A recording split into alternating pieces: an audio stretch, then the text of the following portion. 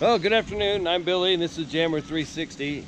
I am now in Chickasha, Oklahoma, and I'm standing at the Grady County Veterans Memorial. I was told if I was brought my 214 and my high school diploma that proved I'm from this town, I could have my name on this wall. So it's a memorial, but it's not. Everybody on it has not died. The ones that have little asterisks by their name, they were killed in action. Everybody else is either they're either still alive or they may have died over the years. But all you have to do is be a citizen of this town or of this county to get on this wall. So right over here is Shannon Springs Park. Shannon Springs Park is pretty much where all of us that grew up here hung out. This little lake here, you could go fishing. But when I first moved here back in the 70s, over where the playground equipment is, they had a zoo. They actually had a bear, deer, monkeys. They had a whole bunch of different animals, and then over the years it got smaller and smaller until at the end, when I graduated high school, they had just deer, and now all the animals are gone, and they've built this playground, and they got this little water thing kids can play in. And they've actually built this up during Christmas. They have a big light thing here you can drive through, and they have little scenes all lit up in Christmas lights, and it draws people from all over the state. If you come here during the Christmas time, there'll be a line backed up all the way out to Grand Avenue, which is like 3 or 4 blocks away, just to get in here, and it's free. They take donations. So the town of Chickasha, it's pretty small comparative to the rest of the country, but it's a medium-sized town in the state of Oklahoma. It's only about 4 or 5 miles long, 3 or 4 miles wide. It's broken up pretty distinctly by social, economical regions. Out here where I'm at right now is sort of the country club era. In fact, across the street is the country club. All the way north is kind of where the poor white people live.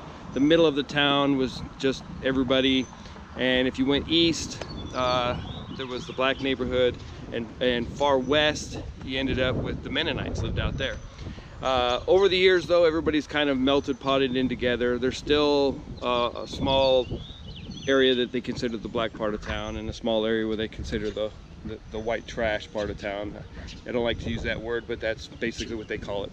The house behind me here is actually the house I grew up in from 7th grade through high school, and then I left here in 1983. Down the street here, we'll go visit it, but about 2 blocks up is where my best friend lived. That house right there is actually my next door neighbor. His name was really Jim Morrison, and I actually worked for him putting in insulation. All right, so this house back here was my friend Mark's house. His dad was the administrator of the hospital, so most of the people who lived in this neighborhood were, doctors or department heads of something in the hospital. So, they used to get on to Mark because his dad was like their boss. This right here, this house with the big white mailbox, that was actually our bus stop. I got into a couple of fights there at the bus stop. It seemed like the football players would always want to pick on everybody, and then when we get to the bus stop, they'd want to have a fight, and nothing ever came to it, except one time, David Crumrine, he was a big, mean football player, and I was like 5'8", 120 pounds, and he was big, I think he was like a tight end or something. He decided he wanted to fight, and he grabbed me in a headlock, and I pushed him back against that curb over there, and he tripped, fell back and broke his thumb, and ran home crying. That was probably my greatest victory.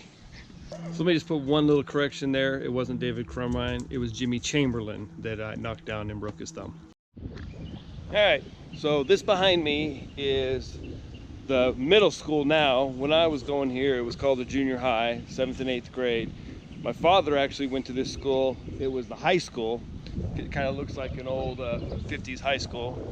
When I first came to this school, I entered in through this doorway up here. I go in about 10 feet. There's the principal, Mr. Hilburn, PE teacher, Mr. I can't remember his name, Whittemeyer or something like that, and 2 other teachers. And they've got Carl Watson by his arms and legs. He's yelling and screaming, talking about he wants to kill everybody. And I turned to my dad and said, yeah, I don't want to go to this school. Everybody ended up, when I got to my first class, everybody was real nice. In fact, the first 3 kids I met, Daryl Crane, Tommy Stewart, and Charles Davis, I am still friends with. Tommy and Charles I keep contact with all the time. Usually Daryl, I only see him about every 10 years. Back here at the auditorium, we heard a rumor that there was a tunnel under the school and you could get to it through the auditorium. So one day we skip class and we go into the auditorium, and in fact, under the stage, you move the grate and there is a tunnel. And we went through the tunnels, and back behind this, the school is the basketball stadium. It's not, they built a new one. I don't know if you can see it from here, but there was an old basketball stadium in there, and the tunnel went to that. So you couldn't get out of it though. You were in the walls. Once you come up into the basketball stadium, you were inside the walls, and you could see through vents and stuff throughout the stadium, but you couldn't get out. So we had to come back through and get out through the auditorium. And by the time we got back, the drama class was practicing for a play. So we pop up out of nowhere and take off running, and luckily we didn't get caught. Now we were kids, we always stopped by this house to look at it. Doesn't it look like the White House, just in red brick? But it looks like it was designed right after the White House. So this house right back here, this was my grandmother's house. Our family goes back in this town way back to near the beginning. In fact, I think my grandparents bought that house like in 1940 or something like that. And at the time, this apartment building right here was actually a hospital, and one of my uncles was actually born there. And almost the whole time growing up, this house right here was condemned and vacant, and we used to try to sneak inside there.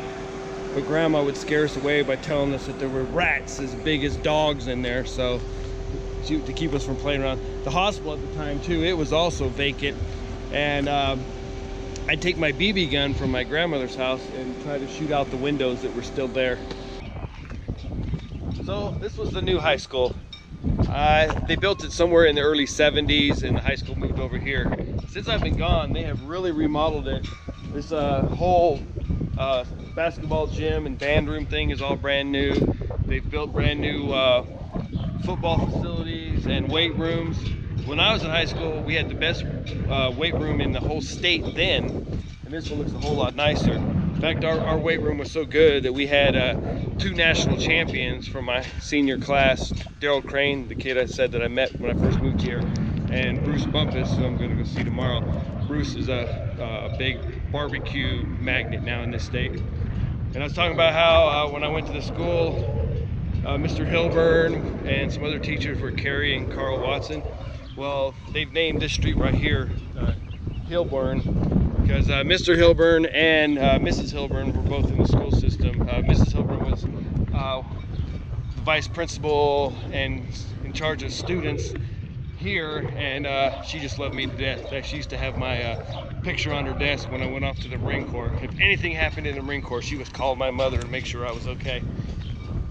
So let's go over on the other side of the school so I can show you the sports complexes. All right, so when I showed you that street sign that said Hilburn, if you notice, the other street was John Cowan Road. Well, Mr. Cowan was the vice principal, the main vice principal when I was a student here.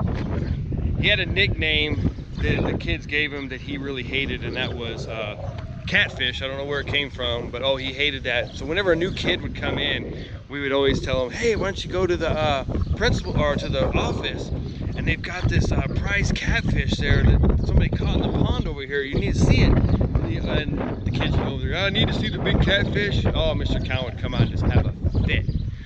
But anyway, so here's the weight room, and back there is the wrestling.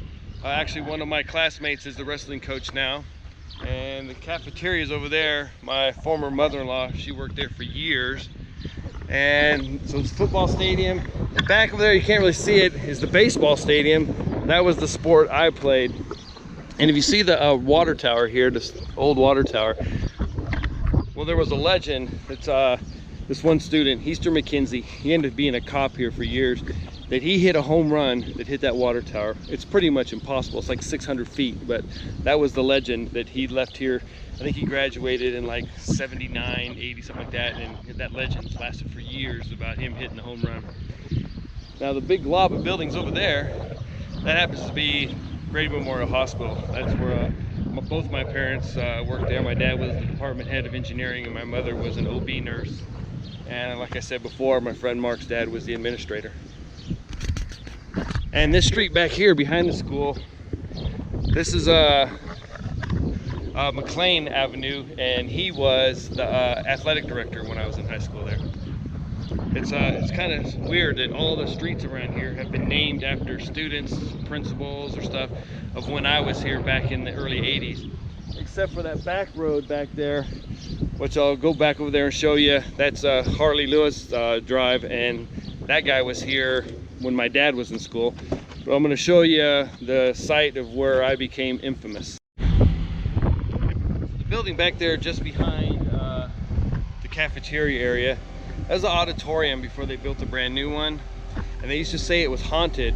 And when you joined the drama club, they would have an overnight inside there, and to scare the brand new members. They say it was haunted because supposedly back in World War II, this was a German POW camp, and where the auditorium was like the morgue of the little hospital they had there. So they say that it's German prisoners of war, or the ghosts are in there. So this road back here with this big green fence, that is Harley Day Drive, and Harley Day was a principal here back in the 50s and 60s. Well, this curve here, I was actually racing Lewis Roller, who ended up being a policeman here for years, for like 25 years. He had a Camaro and I had a 74 AMC Hornet. We were racing down this road. We took this turn and he kind of crowded me. I took it wide. That fence wasn't there. There was a concrete thing there. I hit it and flipped the car and pretty much destroyed it. It looks like down there on the fence there's a damage in it. Somebody else must have hit it trying to take this turn. But the car was bent into a C. All the windows blew out of it. And from then on, they were calling me either the Fall Guy, which was a TV show that was popular then, or one of the Dukes of Hazzard, because that was another show that was popular then. But when the police came, the principal, of course, the vice principal at the time, not Mr. Cowan, one of the student ones that's attached to different classes, he comes out, of course, and tells the police of what a crummy student I am, that I was skipping class and that I was out here causing problems, and I was a juvenile delinquent. So the police just handed out the piles of tickets to me. I ended up getting reckless driving, speeding, all kinds of craziness. So our last stop on our little brief tour of Chickasha is this funeral home back here. It used to be Brown Funeral Home. My father worked at it when he was in high school. Then I started working here. It was the Brown Binion Funeral Home. This was my very first job. Old Mr. Brown was selling out to Eddie Binion, and then it became the Binion Funeral Home. Well, I washed the cars, I mowed the yards, I kept the flowers up. He also owned a funeral home in Verdon, Hanson and Binion Funeral Home. Plus he owned a car wash there, which I would clean out. And then he owned an apartment complex over by Shannon Springs Park that I would mow.